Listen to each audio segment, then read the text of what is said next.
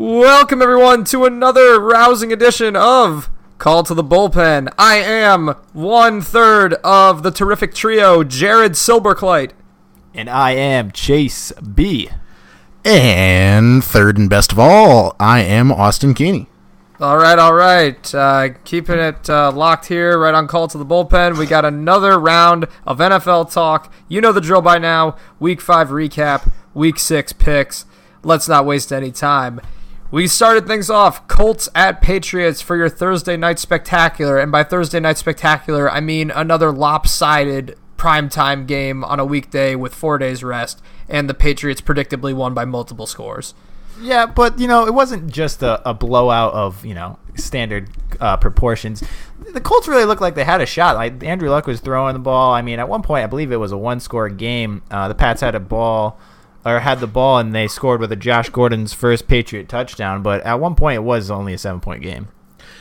A lot of the Colts points were in garbage time, though. I mean, it was just a lot of Andrew Luck, extra points, extra fantasy points late in the game when it was pretty much over anyways. So, I mean, the Patriots, I think, had this one from the beginning, and they definitely came out with the win by 2 scores, Well, we can see that Andrew Luck has really come along.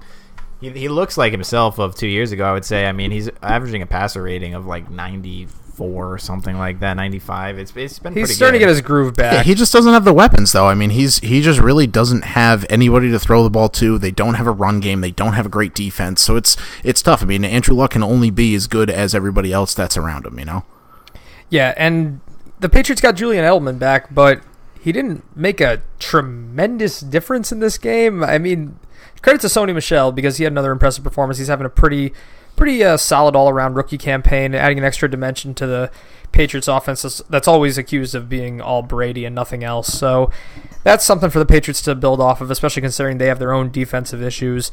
But, yeah, I think this game pretty much went about as expected. It's just one of those games where the Colts could hang around, but they don't have the depth on offense to keep up with the Patriots in a game like this, so eventually just kind of got away from them.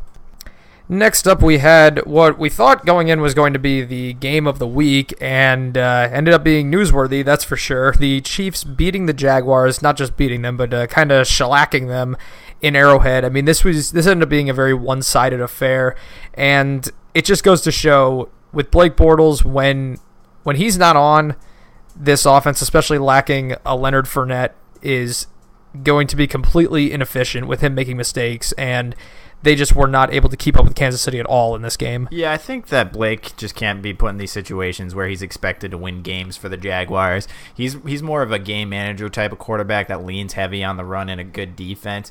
But when you have Blake throwing 40, 50 passes a game, you're just asking for problems. And a Chiefs defense that really has struggled throughout the year intercepted him 4 times. Yeah, I don't know if that's a testament to Blake Bortles, failing under the pressure of that game, or the Chiefs defense maybe actually turning it around a little bit, because they definitely have struggled this season with all the injuries. But I mean, Blake Bortles just did not look good, and especially on a Jaguars team that's been a little beat up with injuries, not really having a phenomenal running back. I mean, Yeldon's been doing all right in Fournette's absence, but even when Fournette was around, he really wasn't doing a lot. A little bit of news on the Jaguars, though. They did just sign Jamal Charles. Was that a 1-year contract, if I'm correct? Yeah, it's basically a 1-year depth add, really. I don't think that he's going to see much That's just an time. answer to the Fournette injury to give the team something while he rehabs his way back. I don't think that the expectations are super high, but it can only be considered an upgrade after dealing with a very middling rush attack with Yeldon. And with the Jaguars, the number one thing you can't do when you're facing an elite level offense, one of the best in the NFL, at home, is give them yards. And that's what they did with 4 interceptions, and the fact that they got some takeaways on their own. I mean, they forced Mahomes to throw his first 2 interceptions of the season, but it wasn't enough. They only came away with 14 points at the end. They trailed 23-7 at the end of the third quarter. They got shut out at halftime. So just a not good performance for Jacksonville. I think that this is, although they are 3-2, if you look at their schedule the rest of the way, this was definitely one of their tougher matchups. The schedule lightens up going forward. Traveling to Arrowhead against a red-hot Patrick Mahomes. I mean, they definitely weren't favored in the game. And this is always the time of the year that the Chiefs play their best football. They've been a team the last several years that starts really hot. Even if they finish 10-6, 11-5, they usually start 5-0, 6-1, something like that. 5-0 beating some good teams, and they get to travel to Gillette and play the Patriots, and we all know that's going to be the matchup of the week this week. Yeah, no doubt about that. And, Patrick Mahomes looked a little bit more human. He kind of came down to earth a little bit in this game, throwing his first 2 interceptions of the season. But, that offense has just been red hot and on fire. Everybody is helping out. Kelsey, another 100-yard receiving game. Kareem Hunt, another 87 rush yards and a touchdown. So, they're firing on all cylinders on the offense. And even when Mahomes throws 2 interceptions, granted, a lot of it was the defensive help, but they still put up 30 points in a game that he had a couple turnovers himself. So impressive stuff by the offense. It's good to win in different ways too. Yeah, definitely. And like I said, to have their defense step up when it's really been injury ridden and they haven't played very well on the defensive side, it's nice to see them step up and help out. Sure. So 5-0 for the Chiefs, best team in the AFC at this point, tied for the best record in the NFL. And if you guys were following our picks before the Sunday game, we put them up on our Facebook, Instagram, and Twitter. Currently, all 3 of us are at 2-0. We all had the Patriots and the Chiefs to win. We'll go to the Broncos and the Jets. In this one, we also all had the Broncos to win, so we kind of got upset with this one. Yeah, let's not talk about this game, everybody. I think Chase is a Broncos fan. I'm pretty sure that Denver was still tired from chasing around the Chiefs on Monday night of last week, and they just came into this game like they were asleep. The Jets. Darnold. He just had his way with them. Darnold had his way Robbie with Anderson. Them. Isaiah Crowell ran for 219 yards. Isaiah Crowell, the dude that got cut by the Browns. Well, at one point he was leading the NFL in rush yards through half of a season with Cleveland not too long ago. So he's got potential. They said the Broncos was going to be a trap game, and I knew the Jets would play hard at home. The Jets have been a halfway decent team this year, even with a they've faced some good teams. They've kind of unfairly been labeled a bad team. They've faced some tough matchups for a rookie quarterback the last few weeks. They've lost 3 games. It happens. Teams lose games. So, they're not 0-5 or anything like that. No, I'm more scared for the Broncos than I am the Jets right now. They got a tough matchup against the Rams at home, which I'm sorry, but that's just not going to happen. So, I think that the Broncos are looking probably on a downward slide here, and it's sad to be a Bronco fan right now. I think try being a Giants fan. I think that Case Keenum was in a very favorable situation with Minnesota last year. I think he was in a really well-disciplined, well-coached offense, and it's just one of those things where the situation was right for him last year, but you couldn't really expect him to duplicate that in Denver.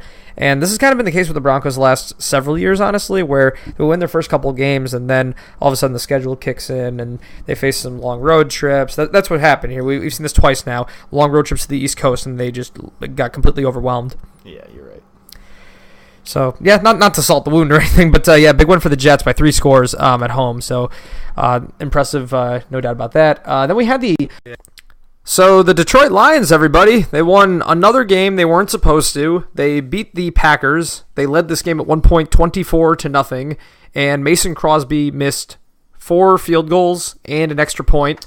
Yeah, that's 13 points, Jared. 13 and they lost by 8. Yeah, Mason Crosby's got to hit something. He's one of the better kickers in the league, if not top tier best kicker in the league. So it's tough to see him give up as many points as he did by not making. I'm not asking him to be 100%. One of them was. These were very makeable field goals. Only one of them was over 50 yards. The others were all in that low 40s or less range. So especially for a guy who has a leg. This is a dude who can hit those mid 50 yarders. We've seen him do it before, and he missed 4 field goals in this game. Again, I will give him a pass on the 52-yarder, but the other's inexcusable.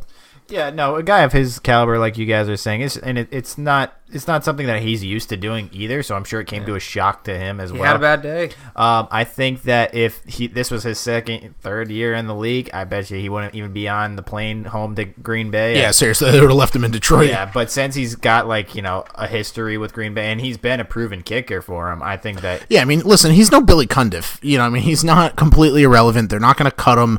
They're not going to go or pick the up Vikings some kicker from a few weeks ago. Yeah, exactly. They're not going to go pick up some rookie to take his place. He's still a proven kicker. He's one of the best kickers in the league. He had a bad game. He's human. However, missing easy routine kicks, if that's your job description, you still have to do it. I don't care how often you do it. You still have practice for these things. So if you don't do it in the game all the time, you can't have 5 field goal opportunities and miss 4 of them. Yeah, no doubt. And especially for the Packers at this point in the season obviously there's a lot of football left to play, but the Bears are playing elite level defense at this point. They have asserted themselves as the team to beat. They're on bye this week. This was the Packers' chance to get within they would have been 3-1-1 if they won, so that's another quarter game or something out of first place with the whole tie situation. But either way, this was, again, a big opportunity to pick up some ground on the Bears. And yeah, to lose the game based on poor kicking is just kind of, you can't do that. Now I guess a team like the Lions. Well, the Lions actually they got a lot from this game, and I feel like it's more of a loss for Green Bay than a win for the Lions. Yeah, no doubt. The Lions have proven to be a tough team at home, so that's definitely something to look out against. I mean, they've now beaten the Packers and Tom Brady's Patriots. True. So I think that Green Bay has a lot to learn from this loss. They don't particularly travel well, it doesn't seem. Unless they're in Lambeau, they pretty much a toss-up. They could be a winner or a loss, especially against a weaker opponent. I feel bad for Aaron Rodgers. Well, especially because he's not playing at 100%. It's tough to have a weak team with a lot of injuries, and the one guy that can really make a difference and make your team win is also weak with an injury. I mean, he's playing through it, and he's not 100%. You could just tell. Yeah, and he doesn't have the pieces around him either with all the injuries. He was throwing to some Marquez Valdez or something like that. Some Key and Peele skit names. I mean, guys that we've just really never heard of. He doesn't have his big name guys, and even Devontae Adams? He still had a great game. Yeah, he had a great game with a calf injury. Yeah, with a calf injury. So I mean, he's not throwing to healthy guys and top tier guys like he's used to. Along with Devontae Adams and Jimmy Graham, we got Equanimous St. Brown and Marquez Valdez Scantling. So congratulations. I don't think there's ever been 2 other men in the history of mankind with those names. And the parents get points for originality. Yeah, and they're going to pick up Bismo Funyuns next. And Hengel McCrangleberry. Yeah, seriously. So anyways, with that one, the Lions beat the Packers 31-23. They did. Currently, we are 2-2, all of us, in our picks this week.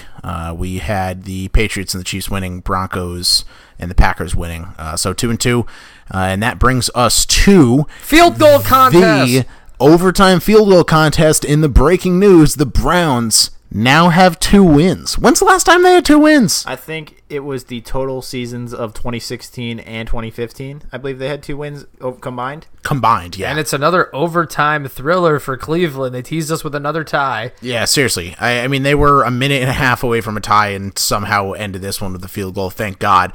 I mean, sad for the Ravens. I had the Browns winning this one. Both of you guys had the Ravens. I know we said when we were recording last week that obviously there's a chance the Ravens lose this game. Joe Flacco just goes out and proves again that he's an irrelevant quarterback. Faced a good defense, a rising defense. I was going to say he's not irrelevant. I think he's irrelevant. Cleveland is sneaky good, especially on defense. They have those key players like Myles Garrett and now Denzel Ward. Are you kidding me? This dude is Denzel Ward's great. Absolutely. And with Mitchell, they got other weapons in the secondary too. I mean, they have. Here's the thing: this team, they're not used to success. They're not used to playing in games that matter. So they're this is all new to them. I think that this season is going to be a huge learning experience. They might wind up missing out on the playoffs by only, a couple of games at this rate. I don't think that they're going to seal the deal just because, again, the lack of familiarity in these high stakes games. But this is something huge to build on for next year. And I honestly think with the way the Steelers' trajectory is going down and the fact that the Bengals have, I would say, kind of an aging offense aside from Joe Mixon, and the Ravens have proven to be inconsistent, The Browns, I think, could be a sleeper playoff team for next year. Or, hey, maybe if the stars align and they get hot this year. Who knows? Yeah, if Hugh Jackson turns out not to be as terrible as a coach as everybody thinks that he is, he looks a little bit better now, but, he's had some tough years. I think that the Browns could be the team of the future of this division. Yeah, no doubt about that. And especially, I think we talked about this kind of last week. For all intents and purposes, they're three non-wins this season. The 2 losses and the tie, very, very winnable games. And again, I just think it speaks to the growing pains. It speaks to the inexperience of the team, but you can tell the talent's certainly there. And finally, they pulled one out. Now they're at 2-1, and that's not a bad place to be for Cleveland. No doubt about that. Cleveland has a better record than, if I had to guess without actually looking, half of the NFL, so it's relatively impressive to see them come out. I mean, on a season that there was definitely I don't want to say a high expectation, but a medium expectation out of them because of all of the players that they added on. So it's definitely nice to see them coming out and playing with a caliber of a winning team. Sure. So with that, we'll move on to the Dolphins and the Bengals. The three of us had the Bengals in this one. Yeah, a little bit of a snooze fest. Nice to see the Bengals winning another one. I mean, the Bengals look good, no doubt about it. The Bengals look like a really good team. Well, the past few weeks we've seen their offense look good, and now we've finally seen their defense look good. Yeah, with seriously. 2 defensive touchdowns in the fourth quarter, I believe. And they got behind early, 14-0, and they scored 27 unanswered. So that shows a lot of tenacity right there. I think that the Bengals are probably the favorite to win this division now, with the Steelers kind of going their ups and downs, and the Browns still learning, and now the Ravens. I mean they're still good. Don't get me wrong. It's one game. The Ravens' defense looks great still, but I think that the Bengals are the favorite. The Bengals have shown the most consistency on offense. I think that getting Joe Mixon back is going to be key to this team's success. But I mean, Andy Dalton hasn't proven to be the most reliable quarterback across his career, but this was this was such a coming back down to reality thing for Miami. I think a lot of us predicted this, just the fact that you have a warm weather team traveling up north against a team that plays a very physical brand of football. Once again, Ryan Tannehill has back-to-back really, really pitiful performances after a very impressive start to the season. So the Dolphins need to get it turned around in a hurry, because this could very quickly turn into a story in the AFC East of the Patriots just kind of losing a couple of games early, but then righting the ship and getting that momentum, swinging back in their direction. So right now, they already have the edge in first place right now. They're tied with the Dolphins, and they have the tiebreaker because of the divisional win. So Miami, I think they're kind of in trouble. They're facing Chicago this week. The schedule's about to kind of clamp down on them. So this was, you can feel the momentum shift in the other direction for them. Definitely, and like we said, the Bengals look like a really good team right now. So with that one, they won 27-17. The three of us had the Bengals. I will go over our final at the end. I can't do math right now. Giants at the Panthers. Panthers squeaked this one out to much dismay of Giants fans. They didn't just squeak it out.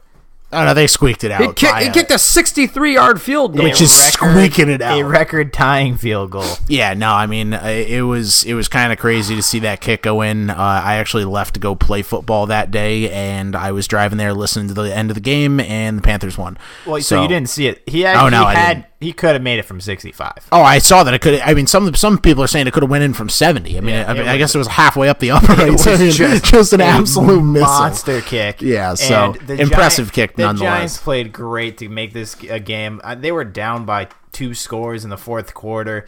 Eli Manning probably played his best game in 2.5 years, other than the 2 interceptions. Yeah, but he still. I mean, you could tell he was throwing. He was on. The throw to Odell. I mean, I'll throw this over to Jared, because Jared probably has a lot to say about this game. But this freaking helmet-to-helmet call on Landon Collins that wound up pretty much costing them the game in the end. I mean, he's going for the ball. There happened to be contact. That is not a hit on a defenseless receiver. That is incidental contact. And let me just say this. I was really happy that Pat Shurmur showed a lot of fire in the post-game interview. He did not give the whole Ben McAdoo, media's inventing fake news about the locker room drama. He made it clear that the Odell thing with his comments about Eli Manning was an issue that he had taken care of internally, but acknowledged that it was definitely a thing. And then to kind of, give the officials a piece of his mind briefly was good fire to see out of the head coach, and it's just really tough breaks for this team. I mean, it's been a season kind of with questionable penalties across the board in the league, and the Giants really catch the short end of the stick on this one. And then you have the combination of that, the 63-yard field goal, the Odell fumble with the ball hitting off his leg on the punt. I mean, they say it goes back to the cliche of the wind's not blowing in your direction. I mean, this literally was a case of these bizarre occurrences that all added up to a narrow loss by 2 points in a game that could have been a huge momentum swing, because the Giants, this is the first time that they've scored 30 or more points in a game in 3 years, everybody. So for an offense that retooled, that came into the season with high expectations, if they were able to pull out this 31-30 win, getting the 2-point conversion in the fourth quarter, and putting together that game-winning drive, that would have been huge for this team. So it's so disappointing. Yeah, I mean, disappointing, and like you said, there were definitely a few things that happened to go against their favor, but, you do have to try your best to minimize the mistakes, and even breaking it down to I think it was the ensuing drive after the Odell ball off the calf for a touchdown on the punt thing. The Giants kicker kicks it out of bounds and starts the Panthers at the 40, and I may be incorrect, but I believe they at least got a field goal off that drive, but I know they got points off that drive. I mean, granted, yeah, a kick return can start at the 40, but the fact that you just give them the ball almost at midfield to start a drive, I mean, things like that, you have to practice and minimize, because I mean, those are going to lose you games. I mean, that's a drive right there that had you put it out of the back of the end zone and started them on the 20, it's another 2 or 3 plays maybe that you have a chance to either stop them. You're saving yards, no doubt about that. Yeah, and saving points. I mean, it had, obviously I'm speaking completely hypothetically, the Panthers could have scored anyways on that same drive, but had they started on the 20 and they punted away instead of kicking a field goal, there's your 3 points that you lost by 2. So I mean, it's a lot of things. It doesn't just break down to one play, but you really have to try to minimize these. I don't want to use the word ridiculous, because some of them do happen. I understand that Odell didn't purposely, Pele kick the ball out of the back of the end zone, but the fact that he was trying to block a guy on a punt, it hit his leg and went in for a touchdown. I mean, you got to try something to not let those things happen. It's really frustrating, because the Giants, for all their struggles this year, they're 1-4, but in pretty much all these losses, I can say that the only game where they really just didn't show up and didn't seem to have a prayer going most of the way through was the loss to the Cowboys. Other than that, they've been in every game. Now the Saints and the Panthers, they've kind of just had weird things, whether it's them shooting themselves in the feet or just catching tough breaks from the officials. They could have won these last couple of games, and it could have been a huge momentum swing if they were able to beat Carolina. That being said, even though they're 1-4, the season's not over, because every other team in the division is struggling. Right now you have the Redskins in first place at 2-2. Cowboys and the Eagles are 2-3. The Giants still have 5 divisional games left. So, I mean, I would say that this week against Philly is 100% a must-win, but at this very moment, their fate is still in their own hands. Yeah, I absolutely agree. I think that with everything that's gone wrong for the Giants, they can still turn it around, and this is the week to do it. It's to start it right here and beat the Philadelphia Eagles at home on Thursday night. No doubt about that. So let's go over. What did I have there? I had the Panthers. Oh, we all had the Panthers. We all had the Panthers. Yep, Yeah. all 3 of us had the Panthers. I wanted to be wrong. Yeah, seriously, I also wanted to be wrong. I'm still rooting for the Giants, even though they're not looking that great this year. They are our team, me and Jared at least. So with that, we will move over to the Falcons and the Steelers. The Steelers won this one by the narrow margin of 41-17. Oh my gosh, this Atlanta defense, man. I mean, I know they're playing with replacements, but this has been ugly. Not only that, the Steelers defense to shut down. Well, I'll say shut down lightly, to stop the Falcons offense. I mean, the Falcons offense scores a lot more than it's 17 every game. I think it's just kind of a case of where you get down by several scores on the road and you just kind of get demoralized. The momentum stalls. I don't think the Steelers were doing anything really flashy on defense. It was just kind of a case of you get down by a lot on the road and your defense can't stop anybody. I think the Falcons just kind of They got down. That's just what it comes down to. There's no doubt about it that the Falcons have been the highest scoring offense, if not close to it. I think them and the Saints might be the top 2 highest scoring. Oh, and the Chiefs, obviously. But yeah, so the Steelers defense, not known for their defense, looked great at home against the Falcons. I think we all thought it'd be a close game. I had the Steelers. I had the Falcons in this one, really, because I just didn't trust the Steelers defense to come out and stop. Granted, the Falcons are not the greatest team on the planet. They usually put up a little bit more than 17, so I kind of expected them to come out a lot more than 17. Exactly, and come out and throw and run and really put up some big numbers and smack the Steelers around a bit. I didn't expect it to be a blowout on the other side, and I definitely didn't expect this outcome. So I really thought that this was going to be more of a dramatic game, or I thought it was going to. I was really expecting like a crazy game going in. I thought there was going to be a lot of weird stuff going on because, like I said, I felt like coming in, it was season on the line for both teams, and I am going to go as far to say that I think this practically buries the Falcons. I think they're one division loss away from really putting the nail in the coffin, because the Saints are looking like a very, very good team. The only reason the Giants still have a prayer at 1-4 is because every team in the NFC East has been mediocre or worse. However, the Saints and the Panthers have both emerged as good teams this year. Yeah, I agree. The only reason why the Giants are in is because of the division, and unfortunately for the Falcons, their division is tough. Yeah, I mean the Bucs, I think that was kind of a cameo tease from them, but the Panthers and the Saints are definitely both talented teams. So next we got the Titans at the Bills, and would you look at this? The Bills squeak out another one. The Bills, the team that we thought were going to be 0-16, are now 2-3, just like my Broncos. I am so sick of these Titans. They make no sense at all. Stop beating good teams and then losing to the Bills. I'm raising my hands over my head because, boys, what do we say about the Titans? They're just really annoying. Really annoying. Yeah. I just don't get it. I mean, the fact that the Bills can come out and squeak this one out 13-12, we all had the Titans in this one just because they're annoying, and I don't know, it's ridiculous. But I think it just goes to show that this offense does have a ceiling with Mariota. If they are going to win these games, granted, this was kind of the situation where they would win, a low-scoring game.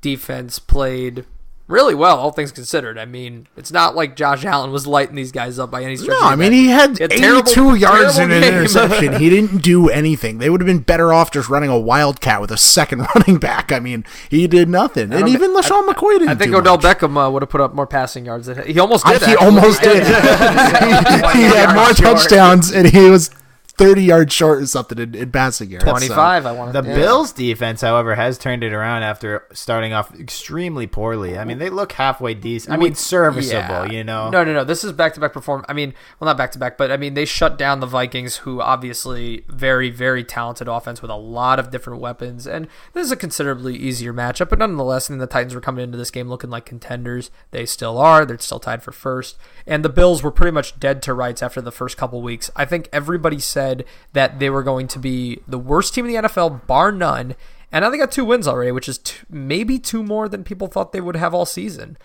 So, probably not the worst team. I mean, I think they are not the worst team in the NFL right now. No, sir, not a chance. Yeah. Okay, moving on to the 4:00 games from Sunday. First up, we had the Chargers winning pretty handily over the Raiders. Finally, the Chargers defense put together a good performance, and it's looking like it's going to be a really tough season for Oakland. No one was really surprised by the results here, right? I think we were surprised a couple weeks ago when the Raiders actually looked like they had an offense against the Browns, but now it's kind of come back down to earth, and I think that the Raiders are probably going to be tied with the Broncos for the worst team in this division, unfortunately. Yeah, I mean, the Raiders definitely have talent as far as offensive weapons go, but Derek Carr has not proven to be the most reliable quarterback over the last couple of years. So we know the drama with Gruden and everything like that. Their defense is questionable, to say the least. The Chargers have not been playing up to their potential. They've kind of been... I've almost been annoyed at the fact that they've still been in contention, considering they really haven't looked that great. But this was probably their most complete game of the season. Granted, it came against probably their easiest test to date. But nonetheless, they took care of business. They won by several scores, and Phil Rivers played a mistake-free game. Yep, just classic good football by the Chargers. And Keenan Allen was good for once. He's been killing my fantasy team. Good for once. He's a great player. He's been killing my fantasy team this year, okay? And he didn't reach the end zone, but he did have 8 catches for 90 yards. But he kind of had been underwhelming the last couple of weeks. Jared is right here. He has been lacking the end zone receptions, kind of like Odell was before last week. No doubt about that, but he's still a good player. I mean, he's still putting up numbers that are helping. He's not the worst player on the field. No, definitely not. No, definitely. I mean, and here's the thing. This isn't for once. He's been good. Yeah. Well, this season. When he's on the field, not hurt. Correct, That's true. So the Chargers do go to 3-2, and they're going to need every win they can get with the way the Chiefs have been playing. Yeah, the Chiefs are going to need to drop 2 games or possibly 3, and I don't see that happening. Well, what it comes down to is the divisional games. When the Chargers play them, they have to beat them. That's true. Chargers got to sweep the Chiefs. Yeah, and they've already lost 1, so. They already lost to the Chiefs? Yeah. So then first they week, can't sweep first the week, Chiefs. first week of the season. Yep. No sweep for you. So they're in the hole. No sweep for you. All right. No We sweep. till Brooklyn.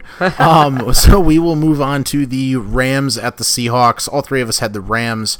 I didn't expect this one to be anywhere as close to what it was. I did, because it's in Seattle. This It's game still- was super exciting Yeah, to watch. seriously. This was probably the game It was of just the back week. and forth the whole game. Yeah, this game was awesome to watch. And it's funny because the Seahawks actually had two running backs that were worthy of a fantasy start if you started them, and you probably don't know either Chris of their Carson. names. Hello. Chris Who Carson. are you? Can I take you out to dinner? And Mike Davis both had great games on the Actually, ground. we had Carson on our fantasy team last year, didn't we? Russell Wilson. I Yeah, think we did, yeah. we did. And against a freaking defensive front with Dominic Suit and Aaron Donald, and just superstar after superstar, Yeah. and they just tore them apart. I mean, Yeah. the Rams definitely have a very talented defense. They have it. It's hard to nitpick at a 5-0 team, but they've been winning this year because of their offense, and their defense. It's been vulnerable this year. I think that you certainly would expect more out of this year. We haven't really seen that lockdown, dominant performance out of them just yet. Right, you're absolutely right. They have been winning with their offense, which is funny because when you look at their offense, and yeah, they got great players. They got Todd Gurley. Everybody was doubting Jared Goff coming into the season. We weren't thinking about their offense to start the season. We were thinking about their defense is going to be great. Yeah, all the talent on that line. And now we're talking about guys like Brandon Cooks, who he's a great player. Cooper but Kupp, man. Nobody knew if Brandon Cooks was going to be good with Jared Goff because the only two quarterbacks he'd played with beforehand were Drew Brees and Tom Brady. Exactly. So now he's showing that either Jared Goff is a Hall of Fame quarterback or Brandon Cooks is just that good. And Robert Woods, man, he might be one of the more underrated receivers in the game this year. He's been putting up great numbers. Then you obviously have Todd Gurley, who's one of the best all-purpose players in the NFL. So the offense is absolutely loaded. They've been really just crushing it. They're scoring at will against everybody week in, week out. And they kind of, this ended up being maybe a little bit tighter of a game. Maybe the Seahawks put up a little bit more points than they'd expect. But hey, it was a road game in a tough place to play against one of your biggest rivals, and they still won. At the end of the day, that's what matters. However, in that game, Brandon Cooks and Cooper Kupp did both go out with the concussion protocol checkup syndrome stuff that the NFL likes to do. Right now, they're both tentative. I don't believe either of them have practiced. Unfortunately, I had Cooks on my fantasy team, and I don't want to say I lost because of him, but like had he scored 10 points, I would have won, so I'm a little upset about that. He put up a goose egg. Obviously, his health means more than my fantasy roster, so hopefully they will get a little healthier this week and be able to start. But if you do have either of them on your fantasy team, keep that in mind. And for the Rams, it's another big blow for injury. So hopefully they get back on the field soon and that offense gets back to full power. But even without them, still a 33-31 win against the Seahawks. So with that, we will move from the Seahawks-Rams to the Cardinals and the 49ers. I had the 49ers in this one. I really just felt like they would come out. It. No, you're not wrong. We said it. We said the Cardinals would get their win. Yeah, you're not wrong. The You're not wrong. 49ers were a middle-of-the-road team with Jimmy Garoppolo. Now they're out him. They're out Jerick McKinnon. What's his face? Has Sherman come back yet? I can't even say that I've looked. The Breda, he got hurt. Yeah, Breda got hurt as well. Anybody? So, Richard Sherman? Has he come back? I think Does he's anybody know? playing. I don't know. I can't say I looked, but if he's not, it's another body on that roster But that's out. Richard so. Sherman isn't the same Richard Sherman. Well, no, Yeah. but he's still Richard Sherman. he might He's be still late a getting to the decent- field, too. I think that IHOP has like some kind of senior breakfast discount on Sundays. So. Jesus. Wow. I mean, come on. He's up there. He No, is, I know, especially but- for a cornerback. He's still better than most, so I'll give him that. But Cardinals with a 28-18 win. Yeah, Josh Rosen, 10 of 25, but it's good enough for his first NFL win. Yeah. So. Yeah, W is a W. him. Good for him. Exactly. Yeah, I mean, you got Larry Fitzgerald. You And, can only and get him David the ball Johnson, 2 times, another but- 2-touchdown game for David Johnson, so that's pretty impressive. I mean, hey, in all honesty, if Josh Rosen develops into a decent quarterback, you had a couple more pieces. This could actually be a good offense, I think, in a year or two. I was going to say, it's not going to happen this year. That's Not, for no, sure. not absolutely this not. year. Not this year, but, maybe they're going to get another high draft pick. Maybe there's a quality receiver Yeah, they out still there. got Well, no, they they still have got to- Patrick Peterson, and I mean losing Marcus Peters definitely did not help. But Not Marcus Peters. not Marcus Tyrann Peters, Mathieu. Tyrann Mathieu. That's Mathieu. exactly where I was going with that. Sorry, It's okay. Yep. I read your mind. Yeah, But you know who exactly. they are going to lose next year, probably? The legend, Larry legend. Yeah, seriously. it's unfortunate. It's about time. But I mean, yeah. I love Larry Fitzgerald. I met him, have his autograph, have a picture with him. Yeah. He's a great dude, one of the nicest guys on the planet.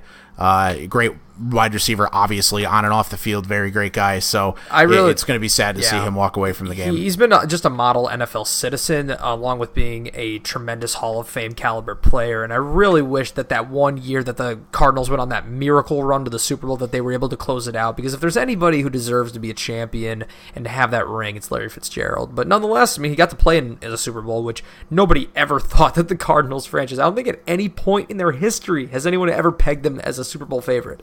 No, yeah, that was a once-in-a-lifetime year for them. You run into the Steelers team and a catch that was San Antonio's home catch that was just incredible, and that's how that game ends. So anyway, moving on next to the Vikings at the Eagles. Yep. This was another good game, too. The Vikings ends up edging out the Eagles 23-21. Yeah, I just think that going in, obviously the Eagles are off to a slower start than expected, but I think coming into this game, this was just much more important to Minnesota with the level of competition, that division, the fact that they were staring down a potential 1-3-1 start. They needed this more, and I think with the way it went down, they showed that they wanted it more. Yeah, the Vikings definitely wanted it more.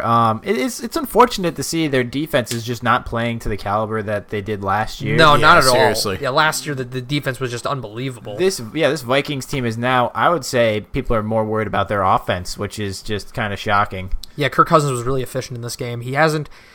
It's not like every single week he's been this accurate with the ball, but he certainly made it. He's had his games with mistakes, but when you add him in there, he's just such an upgraded quarterback over Case Keenum last year. Even though he was efficient in the system, you throw him in there with Diggs and Thielen, and they're not even getting as much out of Dalvin Cook as they'd like, but the upgrade at the quarterback position, I just think, is huge for this team.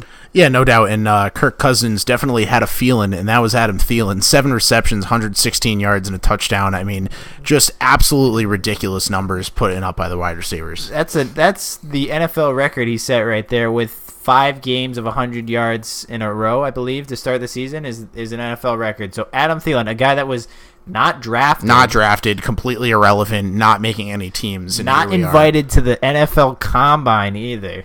Yeah, and now he's just been absolutely unreal. And let's talk about, real quick, for the Eagles. They have just lost Jay Ajayi for the season. Yeah, Torn ACL. So that's a blow. I mean, the Eagles are a running back by committee team. They've been that way for the past several seasons now. But nonetheless, Ajayi is definitely an explosive rusher. We saw what he could do last season. So it's a blow. I mean, I'm not sure that Wendell Smallwood is a guy that you really want rushing for 20 carries a game. So it's definitely a blow to this offense. Yeah, I mean, there's some rumors going on that Le'Veon Bell, maybe. No, not even Le'Veon Bell. LaShawn McCoy. It's just in today. Yeah, it's just in today. There's some rumors swirling, and if I'm correct, the Bills have not. What's the word they haven't use? Denied they haven't it. denied it. That's exactly the word that I'm looking for. They were asked about it, and they haven't said, no, this is absolutely not a thing. They just kind of didn't really comment. You know what? It would make a lot of sense. Would make a lot of sense. If you're Unfortunately, Buffalo, what reason do you have to hang on to him? I mean, you're kind of giving up the season, though. I mean, he's your best offensive presence right now. Austin. He is. I'm not saying. I'm talking about giving up. No, you're talking about giving up the season. Let's be honest here. You really think the Bills are going to win many more games? Yeah, no, I'm not saying that. But you're just handing in the white towel at that point, because he is your best offensive presence right now. But if you could trade for some draft picks, listen, a 30-year-old listen, if it makes sense for a 30-year-old running back to get a second and third round, high-level draft pick, I definitely think it's worth it. But if you're going to give him away for a deflated football, it definitely doesn't make sense. I think I would give him away for a fifth, maybe even a conditional fifth.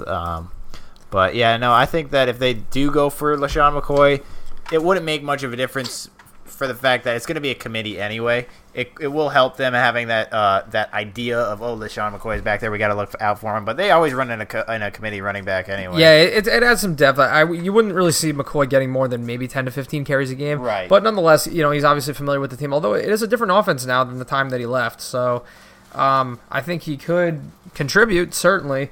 But the age is somewhat of a factor, and it would nonetheless be a pickup, because like I said, they're lacking for a team that likes to run with multiple running backs. you don't want to have only Smallwood out there. No. So with that, I took the Eagles. I was wrong on that one. You both took the Vikings. Yup. So, screw you guys. Thanks, man. Hey, man, screw you guys. And so we're going to move on to the Cowboys at the Texans. The Battle of Texas. The Cowboys are such losers. Jason Garrett, he has a loser's mentality. Why? Because only losers punt in overtime when they're near midfield with time ticking away. Right. But if he didn't get it, wouldn't you be saying the opposite? Like, oh, that was so stupid, you gave him the win. No, I don't think so. With time winding down. Didn't we just say that about the Colts? What was it, 2 weeks ago? Right. We ripped them apart for going for it in overtime. However, or was it the end of the fourth, whatever it was? No, you're right. It was overtime. The end of overtime. But the difference was there was like 10 seconds on the clock for overtime, so if they didn't get it and they basically gave the win away, but if they punted it away, it's an automatic tie.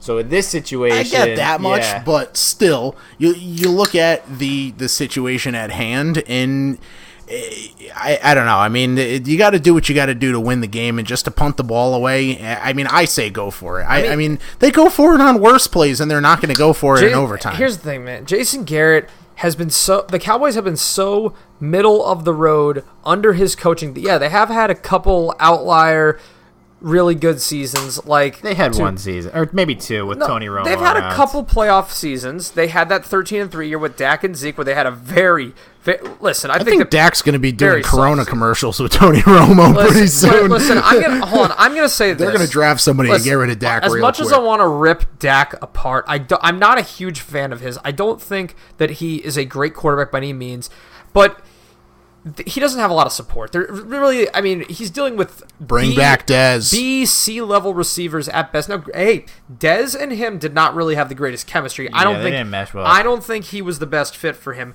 But granted, there are some quarterbacks who can get that A level production out of B, C level receivers. Dak is not that guy. Dak's the type of guy who you need to surround with talent. I think that if he was in a Jared Goff type situation, he would be very successful. But that's not the case. Instead, what we've gotten is a very one-dimensional Cowboys offense, which they got a stud running back. But other than that, very predictable play calling, very low ceiling in the passing game. And that's where you're going to get games like this. You're going to get games where they're struggling to put up 16 points, and that's it. And that's why they're 2-3 right now. And that's not going to change for the rest of the season. I don't think. No doubt. I can't see this team scoring more than like 24 points in a game tops. And that would have to have Ezekiel Elliott with 200 scrimmage yards. Exactly. Oh yeah. Dak is going to be your guy for like 16 of 30 for 170. With 100 of it going to Ezekiel. Yeah, exactly. And 70 of it going to friggin' Tavon Austin and Cole Beasley. Yeah. That's your number one guy. Come on.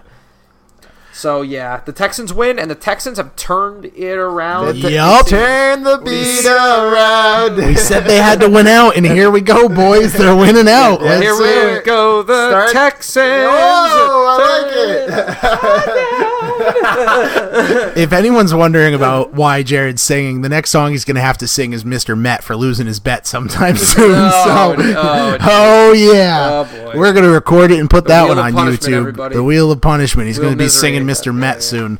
Yep. So with that one, we're going to move on. Actually, let's just go back over that one more time. The Texans, we had the Texans. All three of us had the Texans winning at 19-16. Sure so we will move on to our final recap game, which is the Redskins at the Saints. A historic game in the NFL, in the history of the NFL. Drew Brees, another guy. We were talking about Larry Fitzgerald and how great of a guy he is on and off the field. Drew Brees, the same one, same kind of attitude on and off the field. Great for football, great for the look of football, great for humanity itself. I mean, he's just a great guy all around, and it's very good to see something like this happen to a good guy like that. Drew Brees broke the NFL all-time passing yardage record. They said he was too short to be a quarterback, and now he's the NFL's all-time passing yards leader. That's passing Peyton Manning, passing Tom Brady. I mean, he deserves it. What can you say about him? I mean, Brees has been lighting it up for well over a decade at this point. And it's like you said, it couldn't happen to a better guy. It couldn't happen for a better team, a city that deserves it. Drew Brees is pretty much, he could. They should give him the keys to New Orleans at this point. Listen. Now that we've got the Drew Brees praise, did he have to break another Peyton Manning record? I mean, come on. The Bronco fan, a little salty.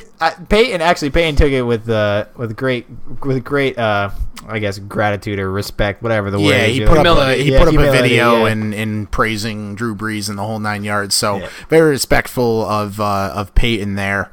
So no doubt about that. I love Sad Peyton, to see, but I love Peyton. I love Drew Brees.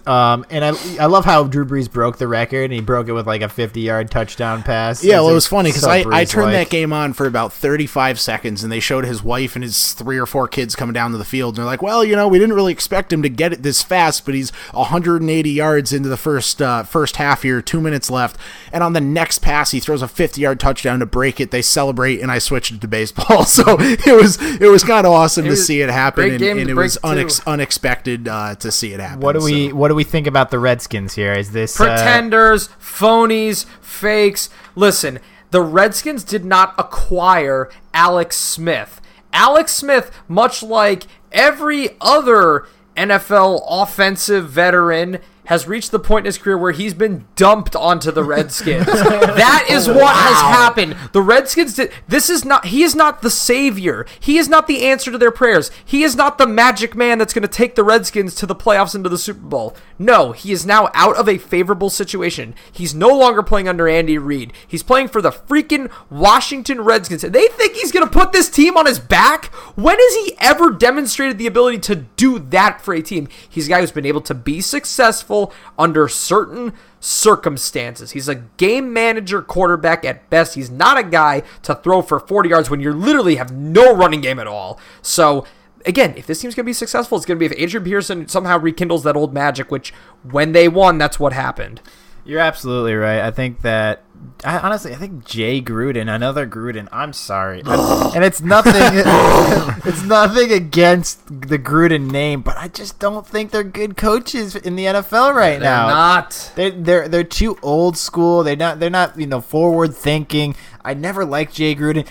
He's one of those guys, like, you could have the best running back in the NFL, but if he fumbles the ball, he's not playing the rest of the game. Like, dude, come on. Like, get over yourself. Leading rusher had 17 yards in this game for the Redskins. It's just it's bad. I think against a team that's not playing great defense either. Yeah, I'm not feeling the Redskins this year. No, the win over the Packers was kind of an anomaly at this point. I mean, you get a home win over a good team. It happens. Yeah. However, a little bit of interesting injury news. Adrian Peterson is getting a second opinion on his shoulder tear, so that could be something to look out for. The old guy, Adrian Peterson, hopefully not getting another injury. Yep. If he does get another injury, he's going to be joining Richard Sherman at the all-you-can-eat senior buffet. Jeez, man, just absolutely savage. To a legend, too. Oh, yeah, man. That's what happens, man. Yeah, it is. Wow. Yeah. Anyways. So anyway, the Saints win as expected. They won by more points than the Redskins scored. So 43-19. That's the way the Washington cookie crumbles. Oh boy. Wow, that was bad. All right, so with that will wrap up our recap. Say that 10 times fast. So with that, our records for picks this week. Jared wins 11-4. Chase and Austin tie 10-5. I think I have a new system for the Wheel of Punishment, though. I think it should be on our total picks, not just one game. Does that make more sense? If the Wheel of Punishment can just be like, oh, I can throw up a bet against you, and if you want to take it, and then we could do a weekly Wheel of Punishment. All right, I like that. Well, this one, I don't even remember which game we bet on, so we're probably going to have to write that down next time. But Jared probably lost it. I'm going to say he lost because I don't care. He lost. So Jared's got to sing Mr. Met on live camera, and we're going to put it on Facebook. Oh, my God. Jared did lose the first week. That is actually... Yeah. All right, there you go. We're going to have to tally all this up. We'll tally it all up. We'll get it a little better. Please, when you're listening to this, check out our Facebook or Instagram or Twitter, every other website that we're on. We're on YouTube now, too. Just search Call to the Bullpen Podcast. But when you do, comment about our Wheel of Punishment. Pretty much, if you didn't hear about it last week, or I think even the week before we brought it up, whoever loses the bet that we bet on for that one game and or the total picks for the week, or really whenever we want to do it, we're just going to challenge people to the Wheel of Punishment because it's fun. You guys give us things to do that aren't like, chopping fingers off, because that's a little ridiculous, but like something fun, something funny, I don't know, throw a shaving cream pie in somebody's face, jump into a lake in the middle of December. I don't really care what it is. Nothing too gruesome, nothing too bad, but definitely something fun, and whoever loses is going to have to do it whether they like it or not. Spin the wheel. Exactly. Spin the wheel, see what you get, and hope you don't hit the respin button, because then you got to do it twice. Exactly. And when you tweet at us, please do so using the hashtag the wise old wizard told me to go salsa dancing. Oh my god. Shout out to Grant Random. I guess we're doing the hashtags now. Exactly. Grant Random, if you're listening, please come up with some for us. At least. That's fair. Yeah, his are pretty bad. All right, so with that, we will move on to our Week 6 predictions. We are going to start at the Giants and the Eagles. And just Thursday a little night spectacular. Exactly, and just a little news to touch on the Giants and the Eagles. The Giants finally, thankfully, got rid of got rid of the literal elephant in the room. Not even figurative. This guy was an elephant. Has come back to the unemployment line. Yeah, Eric Flowers. If you smell what Gettleman is cutting. Wow, interesting. So, with that, Eric Flowers, the number 1 draft pick in 2000, or I'm sorry, the first round. I think it was ninth pick or something Austin. In 2015. Hey, Austin, do you know who was taken immediately after Eric Flowers on the very next pick of the same draft? Who? Well, you might have heard of him. He's a guy named Todd Gurley. Oh. Yeah. The same Todd Gurley that is currently leading the league in rushing and receiving, I believe. Yes. I mean, to be fair, if he was on the Giants, he'd probably be irrelevant too. So let's just be honest. Not as bad as Eric Personal Foul Flowers. Personal Flowers? Personal Flowers. There we go. That should be his name. There you go, Eric. Hey, man, you don't have a job as a starting freaking offensive lineman. You could be a T-shirt salesman at this point. There you go. Yeah, anyway, you're welcome for the creative direction. Giants at the Eagles this week. No, Eagles at the Giants. Whatever. No, it's Eagles at the Giants. Eagles at the Giants. All right, sorry. Eagles at the Giants. Little typo. Sorry, ladies and gents there. Of course, Jared, for some ungodly reason, just likes being miserable. Listen, hold on. I have predicted against the Giants this season multiple times. And you were right every time. No, I wasn't. I picked the Texans over them, and they won. Listen, the Giants, they lost to the Panthers. This was not a case of a team going there, laying down, and dying. They absolutely competed against Carolina. They had a crazy field goal. They had some referee calls. They had that very weird, fluky play with Odell. This team is close. Their offense, they just had, again, their best offensive performance in several years against Carolina. Now they're coming home. They're catching the Eagles on a short week after they just suffered a key injury on offense with Ajayi going down with the torn ACL. They're still out Evan Engram, but again, they still put up 31 against Carolina on the road without him. I think that this is do or die for the Giants because, again, despite their woes, if they win this game, they're going to be tied with Philly. The Cowboys are playing the Jaguars this week. The Redskins are playing the Panthers. Giants could be a half game out of first place. Their season could very much still be alive. If they lose here, it's going to put them in way too big of a hole. They're going to be 1-5 and, more importantly, 0-2 in the division. This team, they were close the last couple weeks. They still have not won a home game this year. This is the week to get it. They haven't beaten Philly in several years at this point. So, yeah, I mean, it's put up or shut up. I think that they're catching the team at a good time on a short week, lack of preparation. I think they're gonna get it done. Listen, the only problem I have with this is that the Giants played their absolute best on offense last week, and they still couldn't get it done. I know that the Panthers are a strong team, but I think that stronger than Philly, I would say. I think that was pretty much all they have. If that's what the Giants bring to the table this week, they absolutely can win. I just don't know if they can repeat that performance. I have the Eagles in this one too. Honestly, I still think the Eagles are going to miss the playoffs, but I just think this is one that they're going to edge out. I don't think it's going to be a shootout, but I really think they're going to win by like a field goal, maybe too. It's not going to be a great win. All right, now hang on. I'm not disputing you saying that the Eagles could win this football game, but you're telling me that the Eagles are going to miss the playoffs. Who do you see beating them out for the division at this point if it's not the Giants? Do you think he makes a good point? Do you think the Cowboys or the Redskins? You think one of those teams is finishing ahead of Philly at this point? Listen, for all of Philly's, kind of their offense has been so-so. Do you really trust the Cowboys ahead of them at this point? At this point, we just went over Dak and his limitations. No, you're right. I mean, I Carson don't know. Wentz is absolutely playing better football than him. I mean, maybe the Redskins. Honestly, I know it's tough. It's tough to say. I just don't think the Eagles. Are ugly. Oh, it's ugly. It's Listen, an awful NFC. It's an awful division. I'm gonna say this, that the Eagles, I'm giving them the inside track if they win this game against the Giants. If they do, and the Giants are just dead and buried, I cannot see. Dead and bloated? Yeah, there you go. So I can't see the Pilots Redskins. there. I think that the Redskins, if you look at their schedule, they're about to go slumping. And I don't think the Cowboys will catch the Eagles if the Eagles are able to win just a handful going forward. I think the Giants, upside, at their absolute best, they have the potential to overtake them. But it comes down to this game. If they're either going to win and they're in the hunt, or they lose and the season is over. So what you're telling me is this is the NFC East title game. Live on pay-per-view on the WWE Network for only $9.99. Copyright. Anyways. That's it. So with that one, we have Chase with the Eagles, Jared with the Giants, Austin with the Eagles. We're going to move on to the Buccaneers-Falcons game. All three of us have the Falcons.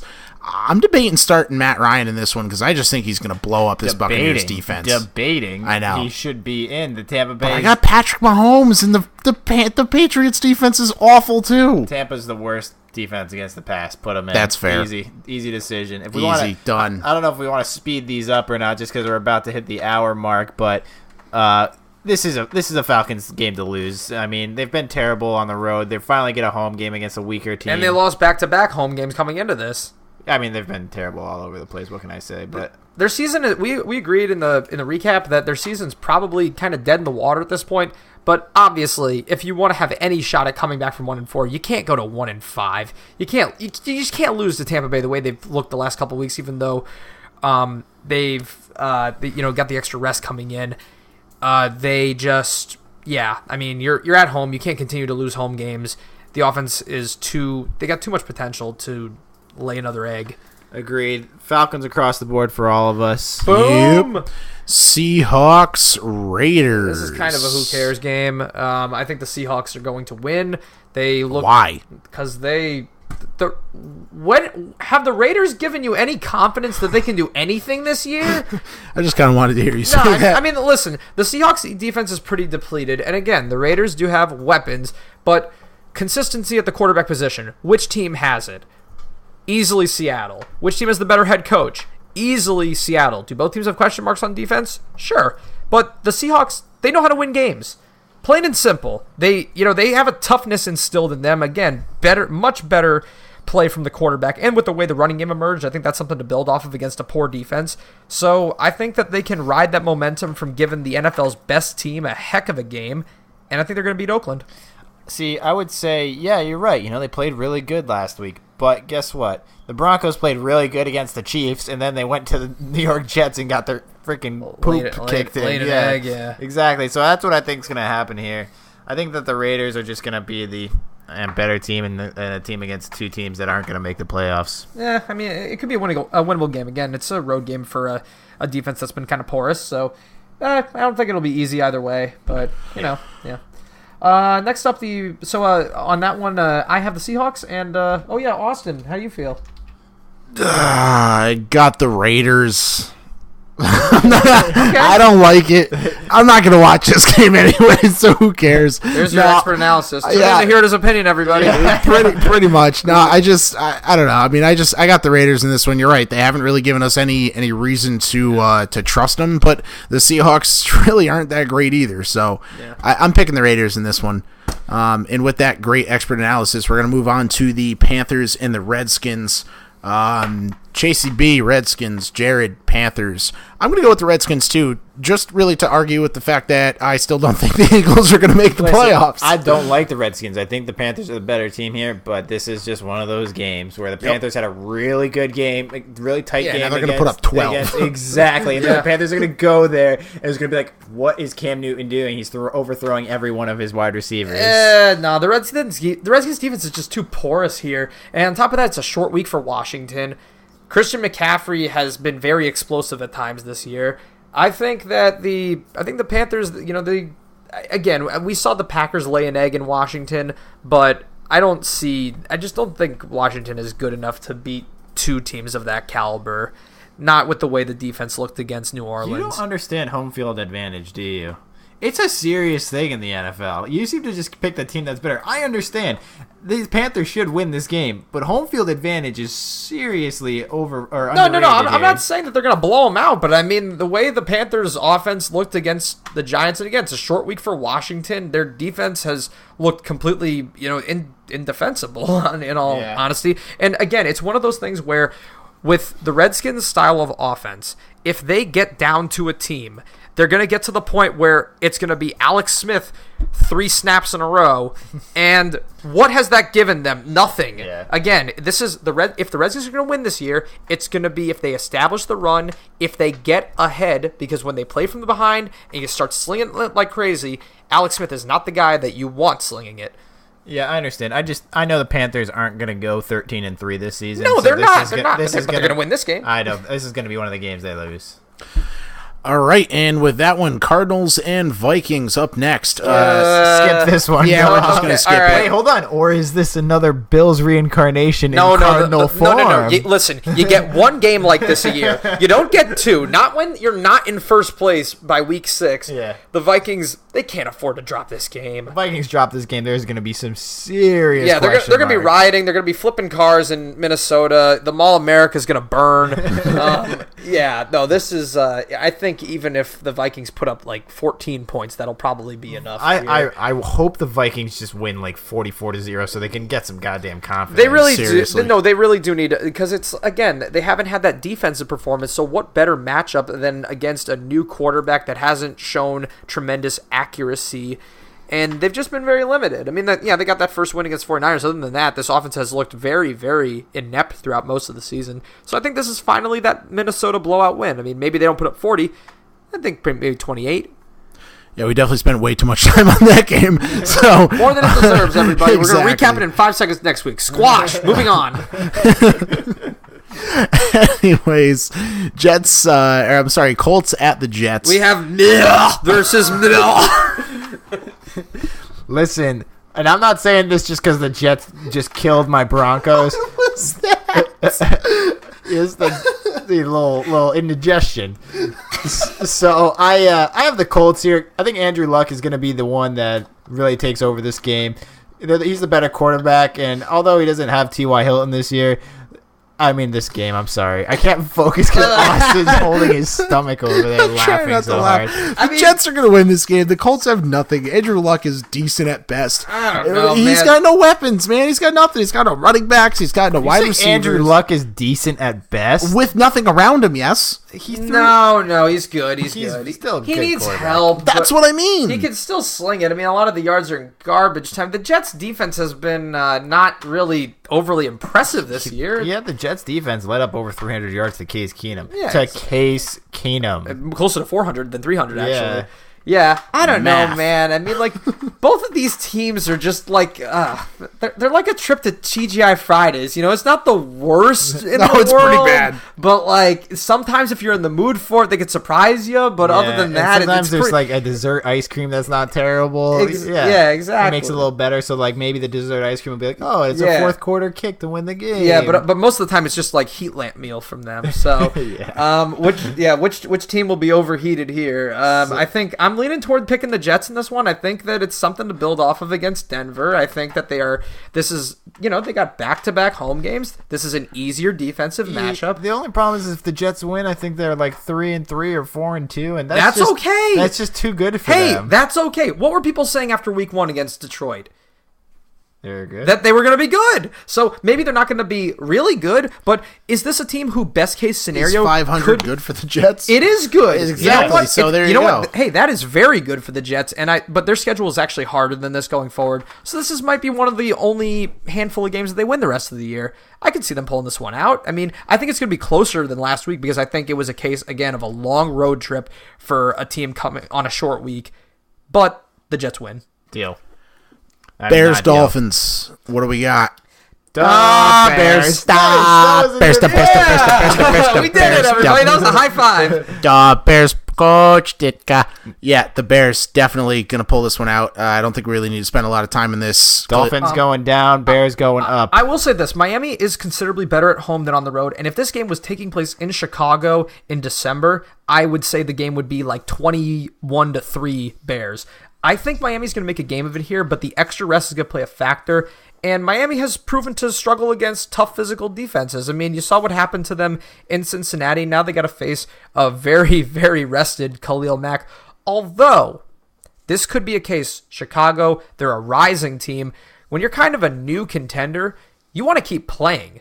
Maybe this bye week derailed their momentum a little bit. So I wouldn't be terribly surprised if Miami pulls this out. I mean, it's football. Anybody can win. I think the Bears are definitely going to take this one. And in particularly, another coach I don't like, Adam Gase. He is not using his best offensive weapon, and that's Kenyon Drake. Barely even getting touches on the board. This is true, but hey, everybody was singing Tannehill's praises the first 3 weeks, and so Gase had a hand in that. Yeah, I suppose, but I just don't like the Dolphins. I'm leaning toward Chicago, but again, Miami could really turn it back around. They got to stop the bleeding here.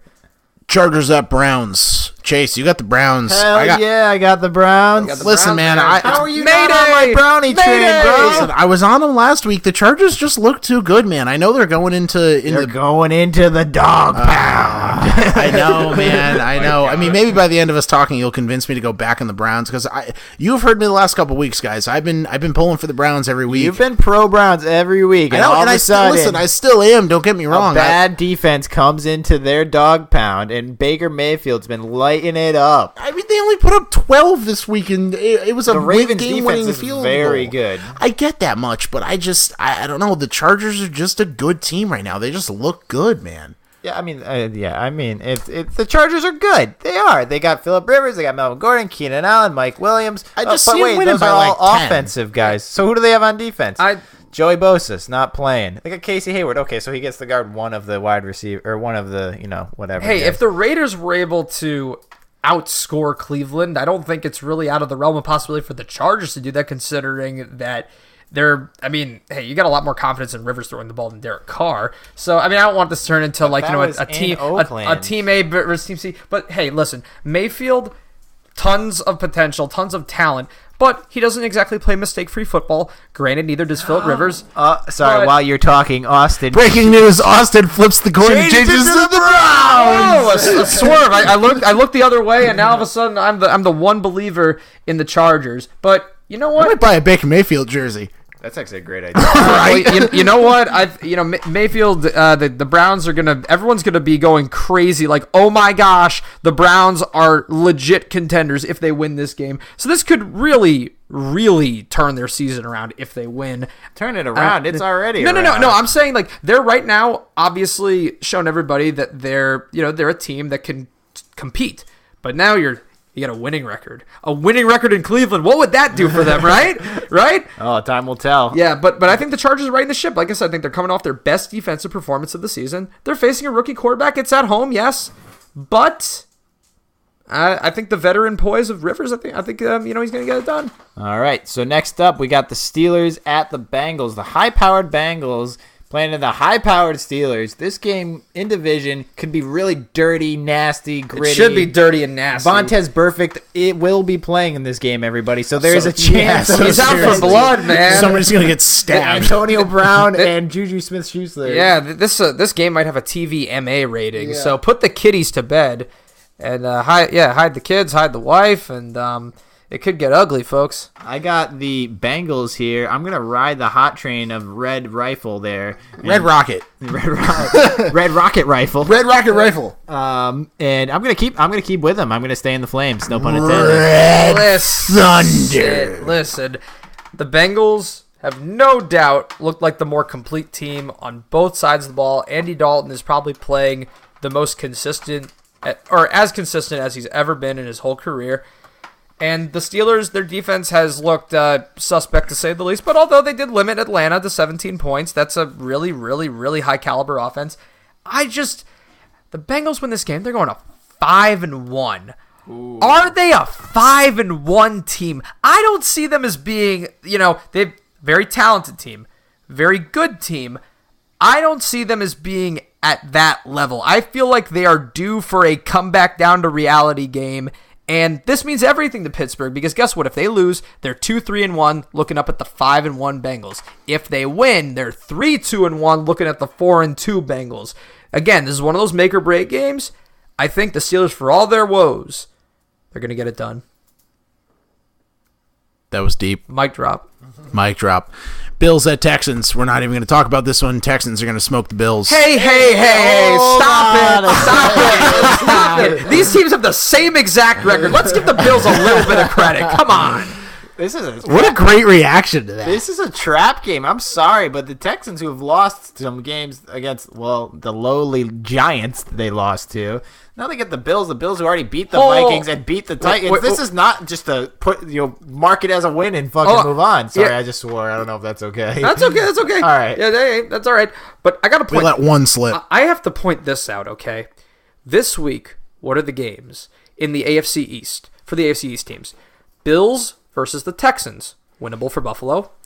Jets hosting the Colts, winnable for the Jets. Miami against the Bears, that's a losable game for Miami. Patriots host the Chiefs, that's losable. You know what that means?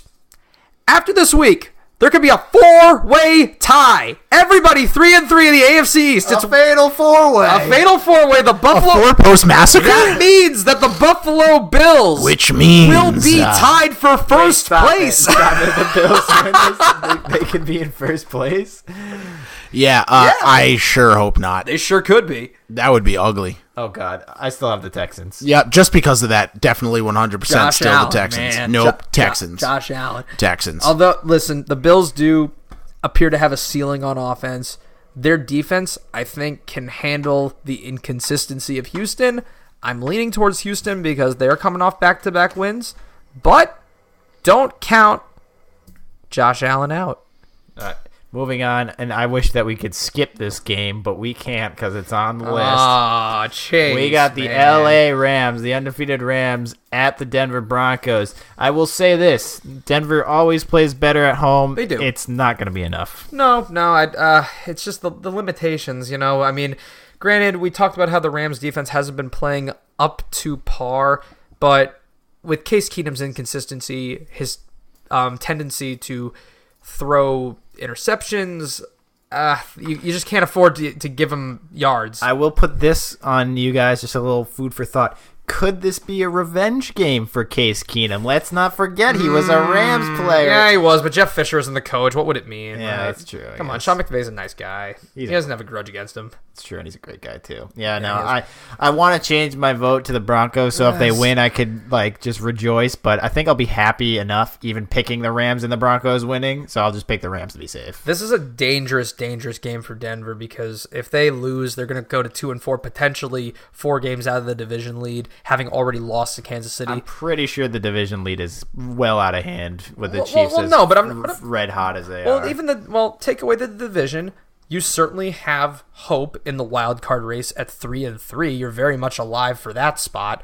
So this is a very, very important game for Denver, but there's just too much talent for the Rams. Yeah, no, I'm not going to be holding my breath on this one. No, it's unfortunate, but yeah. So that's the way it's looking like it's going to go down, and that brings us to the Ravens at the Titans. This is a game where both teams are coming off really surprising losses, and winner goes to 4-2, loser goes to 3-3. I see this game being another 15-16 type of game. Ooh, it feels. You know what I feel this game's going to be? Me and Jared got a little side bet going here. Let me say I got the Titans in this one. Things are about to get saucy. Jared's got the Ravens in this one. I do. And Austin, what do you have? What do you got, Austin? This is ending in a tie. Ooh, yeah, this is going to end in a tie. I'm calling a push. Predicting a tie. I'm predicting a tie. You know how unlikely that is, right? Oh, very. But if I do. Not if there's any season going to happen, it's going to be this season. So exactly. It's the year of the ties. This will be the third tie. We almost had another one last week and another one the week before. It's the year of the ties. A 13-13 tie. Oh, yeah. 15-15, 20-20. I don't really care what it is. It's going to end in a tie. What is 2-2? What is the bet here? Well, we don't condone financial wages on betting, so maybe it'll be a double or nothing wheel of punishment. Does that sound like something? Yeah. I mean, I'll put it on that because I can almost double guarantee this is going to be double or nothing, man. This is going to be this is two wheel of punishments, right? Two wheel of punishments for who? For me. Not. So if you get it wrong, if I lose, if you get it wrong, you get two wheel of punishments. Yeah. But if I get it right, you both get 2. We both get 2. I will 100% take that. all right, let's do it, man. Absolutely. Yeah, this is great. All right, we're shaking on it as we speak. This Austin is going to have to shave both of his eyebrows. This is going to be great. I thought you were going to say shave something else. No, this is a family show. This is a family show. He's talking about my knuckle hair. Exactly. And, all right, and on although that I don't need to lose a bet to shave my knuckle hair. Nah, man. Next what up is this? Jaguars, Cowboys. But hey, we kind of skipped the actual analysis of this game. Yeah, because there is. No. I think we're doing these teams this service. The Ravens are awful. No. The Titans are obnoxious. It's going to end in a tie. There's your analysis. 3-2 teams. This is actually kind of an important game. I think Joe Flacco's still a fluke. Ravens offense still has more upside than the Titans does, even though these are two pretty well coached defenses. I've got more confidence picking the Ravens in this one. This is going to sound weird, but both of these teams are good enough to make the playoffs. They are. And yet, I still don't care about them. Because Joe Flacco's irrelevant. Yeah. Hey, the Ravens made you. Hey, the Ravens, if they didn't drop that game to the Browns, they'd be 4-1 right now. Yeah, and I like the Ravens. I like the Ravens against the Steelers, and they ended up winning that game for me. Sure. But it's just one of those things where I see the electricity of a lot of other teams right now, like the Chiefs and the Rams. No, they're not nearly as exciting. And it's just not. Yeah, exactly. The Ravens have never been an exciting team. They're a team that, like, you know, if you're not a fan, you kind of root against them if you just enjoy the spirit of competition because they just don't win in exciting ways.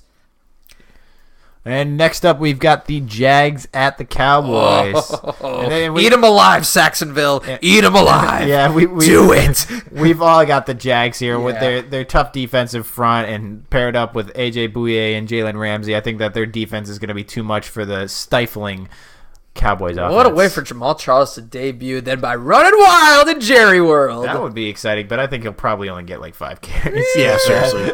You know, maybe 7. I mean, Yeldon's still a good running back. It's not like they don't have anybody. No, they're going to have a tandem situation. I think Bortles is going to be looking for a bounce-back performance. He's not exactly facing a turnover-happy defense, although the Cowboys, it's not a bad unit. I was going to say, their defenses look actually okay. It's not a bad unit, but Jacksonville's can be a ferocious unit, and Dak has shown a propensity for turnovers, and the Jaguars, I mean, they've got certainly the capacity to stop the run. So, still, I don't see this being a dominant performance on the road coming off actually, it's a back-to-back road game for the Jags coming off a big loss, but I do think this is a bounce-back game for them. I see them winning by 1 score, but, you know, they're going to win nonetheless. Yep, so we all got the Jags on that one. Chiefs at Patriots. Jared, why the Patriots pick? Because the Patriots, they just don't lose that often in Foxborough. And this is huge for them. The momentum's starting to swing back in their favor. I think Brady's getting back into his groove. They have extra rest coming into this game. The Chiefs are out of their element. They're not at home. They do have issues on defense, much like the Patriots do. This could be like a previous Super Bowl 41-38 type situation. But yeah, I think that the Pats are going to keep their hopes alive for another first-round bye, potentially top seed. I think they're going to win. I completely disagree. And you know what this game is going to be? This is going to be Tom Brady handing down the baton to Patrick Mahomes as the new, basically, quarterback of the generation. It's going to be Tom Brady. It's going to be a dogfight. You know, it's kind of like when Brett Favre lost. Oh man, who did Brett Favre? It was like when Brett Favre lost to. It wasn't Rodgers. It was Rodgers on his team. Anyway. Oh yes, it was. It was Rodgers. It was when Brett Favre was on the Vikings and he lost to Rodgers. Correct. That's exactly what I'm thinking of. Didn't register it. Listen, last year the Chiefs are not going to win back-to-back games in Foxborough after they beat them last year already. It's a different team. Yeah, listen. You think Alex Smith is running away from freaking Von Miller like Patrick Mahomes is doing? I'm sorry. That dude is just a playmaker, and he's got no fear. No, he absolutely not. He ran down the sideline and threw it lefty to Kareem Hunt for a 10-yard completion. He doesn't care who Tom Brady is. He doesn't care who Bill Belichick is. No, he's going to go in nasty. there, and he's going to be like, oh, this defense is okay, I guess. Let me And go even ahead Bill and throw Belichick the complimented. Even Bill Belichick complimented him the other day, saying that he could throw the football out of the stadium if he wanted to. I mean, he's got an absolute missile of an arm. He's got the legs. He's got the weapons. Sammy Watkins is finally getting some catches down there. He's got the run game. Their defense showed a little bit of pride in this last Pat's game. got the run game with Sony Michel. But even then, I mean, the Chiefs just have so many more weapons than the Patriots. We've seen that you can score on the Chiefs at home. You can certainly score against them on the road. Absolutely. Yeah, and I mean, hey, listen, I'm not discounting either offense's ability to move the ball in this game. But when it comes down to it, I could just see this being one of those Tom Brady game-winning drive situations. It could very well be last team with the ball wins. I think in Foxborough, the tide turns toward New England. Very good. And our last game, our Monday night, not as exciting as our Sunday night. The 49ers at the Packers. All right, to be fair, people thought this was going to be a better game. People thought that the 49ers were going to take a step forward with Garoppolo. We thought that the Packers were going to be a little bit better this year. And granted, they're still in contention. But yeah, without Garoppolo, without Brado, without McKinnon, this is 49ers are just very limited. Yeah, even if the Packers do sit their wide receivers again, I think that they're still probably going to be a 10-point favorite here. I mean, the 49ers just don't have the weapons. CJ Beathard's not going to be able to get anything going. It's in Lambeau. Green Bay, yeah. This is so much less exciting Monday night. Make sure you stay up and watch the Sunday night game Yeah, instead. Yeah, exactly. This is just another situation for Green Bay, much like the Vikings-Cards game. It's just a game you have to get momentum back. Ladies and gentlemen, boys and girls, children of all ages, it is now time for the much-anticipated drumroll, please. Moment of the week. Jared, kick it off. Alrighty, I'm going to kick this off by going to the world of baseball. Only baseball that we're going to talk in this particular episode. Aaron Boone, Game 3 of the AL Division Series. I'm not going to rip on him too bad for Game 4 just yet. That's coming in our baseball bonus episode. But for an old moment, Game 3, not only did you throw Luis Severino back out there to start the 4th inning after a pretty disastrous 3rd inning, which set the pieces in motion for a 7-run 4th inning that put the Yankees down at home 10-0 to the Red Sox. They would ultimately lose 16-1. They would allow the only postseason cycle to Brock Holt, and Brock Holt cemented this cycle in the top of the 9th inning with a 2-run home run off of not one of the Yankees' weaker relievers, not their worst reliever, not a starter, not a closer, a backup catcher. Austin Romine was thrown out there to pitch in the 9th inning of a postseason game.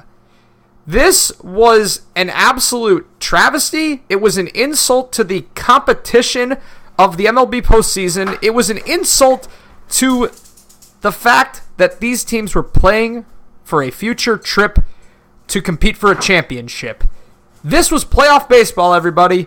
This is what they charged hundreds, thousands of dollars of tickets for. To watch Austin Romine surrender a home run to make Brock Holt the only guy in postseason history to hit for the cycle. So Aaron Boone, on a night you get embarrassed, you can't even let this kid have his moment because now the home run is tainted.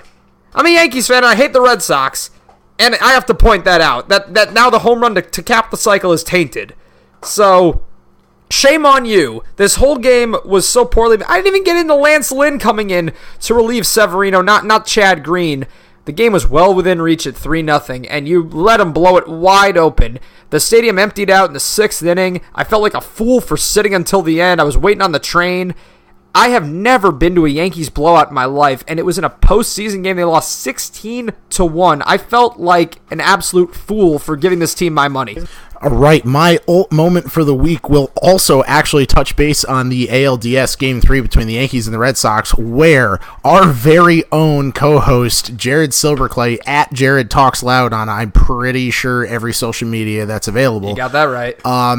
was caught standing in the crowd after the game, completely still, flipping off the entire Yankee team and or the Red Sox team, or really just everybody on the field for how horrendous that game was. Yep. By another fan, was sent to Barstool Sports, and now has over 200,000 likes on the video Views on Twitter. On Twitter, yep. Whatever, views, likes, same thing. I Yep. don't FaceTube, hundreds Twitter of around. retweets and likes. Absolutely it blew up. ridiculous. It's viral, so our very own Jared Silverclight, our co-host here at Jared Talks Loud, on Barstool, and is famous on Barstool. Of course, if he was going to get famous for anything, it'd be flipping off the New York Yankees as a Yankee fan after getting absolutely demolished in exactly how he just described the game. And I got to give a special shout out to my boy, Thrilly Dilly, the one-man thrill ride, joining him as a Barstool Sports certified celebrity, and I'm going to manage him to victory October 20th in Bethany, Connecticut for Eddie W.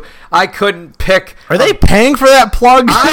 What the hell is this? No. This plug is paid for in full by my lucrative trust fund, and that is why the thrill ride is trust fund approved.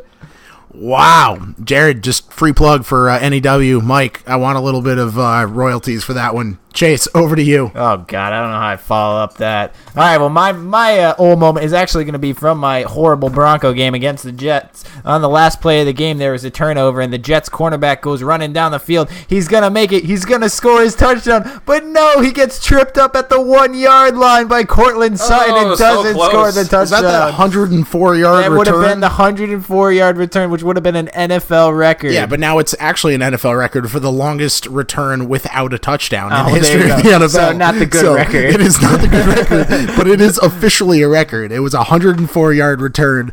It was the longest return in NFL history without a touchdown recorded on the play. Well, there you go. That's my old moment. And that's going to be it for us. Yes, ladies and gentlemen, that is our recap of Week 5, our preview of Week 6 of the NFL season. Jared and myself, Austin Keeney, will be back tomorrow with a short MLB postseason recap and preview of the ALDS, NLDS, and the ensuing championship series. So please, as always, give us a like, give us a shout out, check out our Facebook, Instagram, Twitter. We are now also on YouTube, available for free, so please check us out there. We're going to be uploading some videos of our Wheel of Punishment.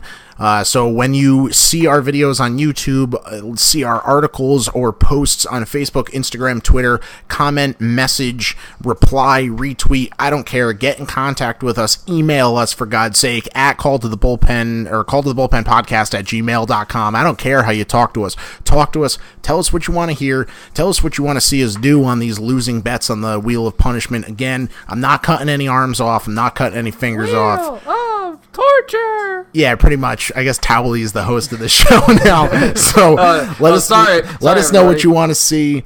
Retweet, comment, like, Instagram, Facebook, Twitter. We're on Apple, iTunes, Spotify. We're everywhere. Libsyn.